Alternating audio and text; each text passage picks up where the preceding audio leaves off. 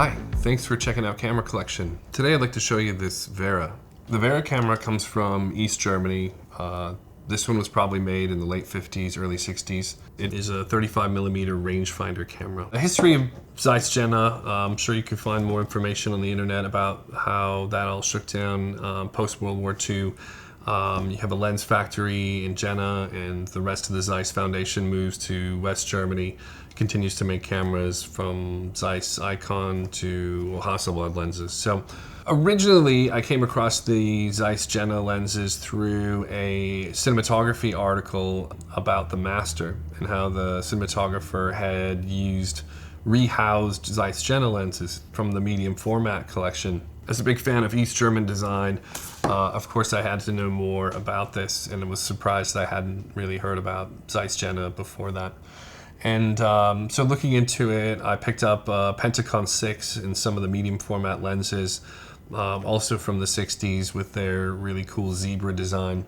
So I was familiar with Zeiss Jena, and some years later I was looking around for rangefinders to try out, and I came across the Werra. So that's what led me to this camera. I do love some of the really cool elements about this. I don't know if it's because it's East German or because they're really beautiful design elements. So the clean finish on here, a lot of times you'll find little rangefinder cameras, they'll try and put a lot of different buttons and things on it.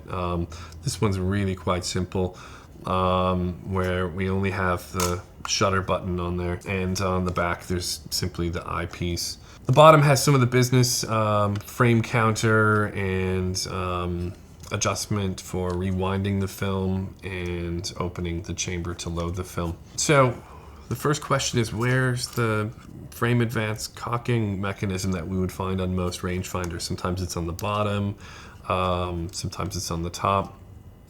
In this case, the first design element that I think is really awesome is that I actually have to take the lens, the inner component part of it here, and rotate it to the left, and it will cock the shutter and advance the film. So it's a real simple mechanism that's pretty cool. The second design element that I think is really awesome with the little Werra camera is this nose cone lens cap. So if I remove this lens cap, all right, so that's great. Behind there I can see the Zeiss Jena Tessar 50mm 2.8. It's a fairly sharp lens from what I could tell in the few rolls I've shot with this. I'm pretty satisfied with it. All the business that's on this lens is all here. So I've got f-stop, my focus scale, and these two little pins right here will actually make the shutter speed adjustments built into there. And so it does have, it does fire up to 1/750th of a second and all the way down to a bulb. So I could shoot some long exposures with this as well. There are a couple of flash settings down here on the bottom and a PC outlet on the side, so I could hook up a flash to this, though I don't know where I would mount it. So number two design element, this nose cone not only protects the lens when I'm not using it, and all of the shutter and aperture information, but it turns into a lens shade. You know, I like a good flare once in a while as much as the next person, but most of the time it is clouding your exposure or giving you an incorrect exposure. So plus I think it makes the camera look a little more, a little cooler to have this big lens shade on there to protect it. A lot of times with a rangefinder, I find that, you know, I don't see exactly, you know, lens flare wise what I see through the viewfinder. So it's nice to have a little bit of protection there. If I intentionally, you know, try and get a flare, that would be another thing. It is not a coupled rangefinder, so what that means is that this is just showing me the framing approximately, but focus is all done by my guess and through the system of using both your depth of field, so a zone or range that you would find to focus on. So if I were at, I think, about 10 feet away from the camera, I would photograph, I would set the focus to 10 feet, adjust my f-stop according to what my light meter might tell me, and so that would be making the exposure. So for those of you that are not used to, really calculating how much depth of field you'll have, or at least having an idea of what distances should be, that might take a little bit of practice for you. It does have a scale on it, so showing me when I have set my focus to 10 feet. If I'm shooting at an 11 or 16 on the lens, my focus should go all the way to infinity and all the way down to 4 feet. So I should have a lot of depth in that frame.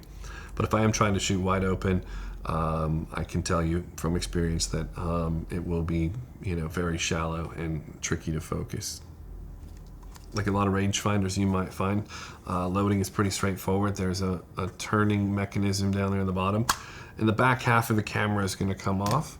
One of the things that I noticed about this rangefinder, coming from a world of Canons and other things over the years, was that the film was traveling from the right side of the camera to the left side of the camera, and that probably has to do with the cocking mechanism, the winding mechanism of that lens function in the front. Otherwise, it's pretty straightforward. It's got a little hook inside the spool there to grab onto your film, and there is a very tiny frame counter on the bottom of the camera, but I found it to be pretty accurate. So the camera did come with a custom fitting case. If you do track down one of these, maybe it would be handy for you to get one of the leather cases that come with it. It does smell a little bit like my grandma's basement, but I think that's also to be expected after 60 years. So it folds up nice and tight inside of that leather case with strap. It's not for sale. I'm hanging on to this one. I really enjoy shooting with it. Thanks a lot for joining me on Camera Collection. Here are some of the images that I shot with the Werra.